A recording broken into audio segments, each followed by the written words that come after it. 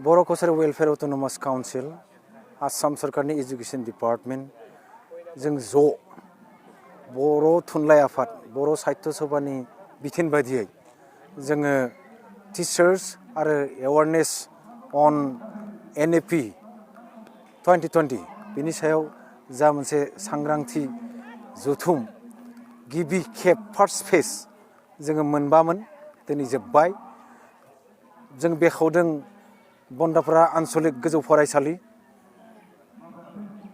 बिनि उनाव जोङो दुधनৈ कलेजाव दुधनৈ कलेजनि कनफारेन्स हलाव 2 नभेम्बर 1 नभेम्बराव बेखेवबाय 2 नभेम्बर दुधनৈ कलेजाव 7 नभेम्बर लांहिन कलेजाव जों खुंदों मैया तेलिसालाव 8 नभेम्बर मैया तेलिसालनि जानाय कनफारेन्स कमिउनिटि हल बेहाय जों खुंबाय दिनै बेवहाय जयन्तिपुरनि जानाखि कनफारेन्स हल बेवहाय जोङो खुंबाय जयन्तिपुरनि बे मोनबाया फार्स्ट फेजआव जोब्बाय बर' कसारि वेलफेयर अट'नमास काउन्सिल बर' साहित्य सभा आरो आसाम सरकारनि एजुकेशन डिपार्टमेन्टनि नाजानायाव जाखिनि टिचार्स आरो एजुकेशन एवारनेस जानाखि प्रग्राम अन NAP 2020 नि सायाव बे जोब्बाय जोङो सेकेन्ड फेजखौ 16 नभेम्बर 16 नभेम्बरनि उनाव जों खालामगोन बे जाबाय जुनाइनिफ्राय बाखि थालांनाय जिल्लाफोराव जों खालामगोन आरो थार्ड फेजआव जोङो जेबो माने बर' बिजोङा गोमालांनो नाजादों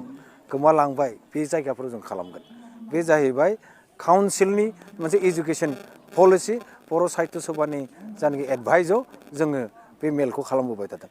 दिनै मोनबा मेल जाबाय मोनबा मेलावबो जोंनि फोरोंगिरि समाजनि जोंनि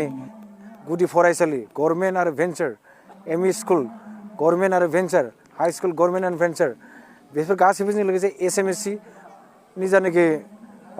दैदेनगिरिफोर बिबानगिरिफोर SMDC स्कुल मेनेजमेन्ट डेभेलपमेन्ट कमिटिनि जानाखि बिबानगिरिफोर बिथांमोना थादों बेजों लोगोसे जोंनि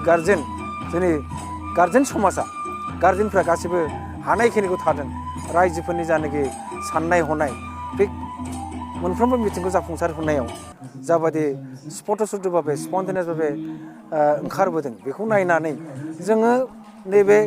नेशनेल एजुकेशन पलिसि 2020 खौ बेवहाय जोंनि बर' बिजोङा बेजों खाबजानानै बोरै आवगायलांनांगोन बेनि सायाव गासिबो गोरों गोराफ्रा माने सजाग जों बेनि सायाव आरोबाव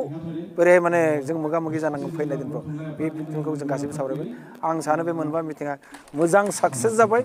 बे मोनबा मिटिंनि गासिबो जिल्लानि साहित्य सभा एबसु खौसेथि बर' सुबुं आफाद दुलाराय बर' आइजो अनसाय आफाद लोगोसे अल बड' प्राइमारि टिचार एस'सिएशननि जों बिबानगिरिफोर गासिबोनो जोंनि गोजोननायखौ मोजां मोननायखौ फोरमायबाय दा जोङो नैबे जोबथा दिनै बे जाहैबाय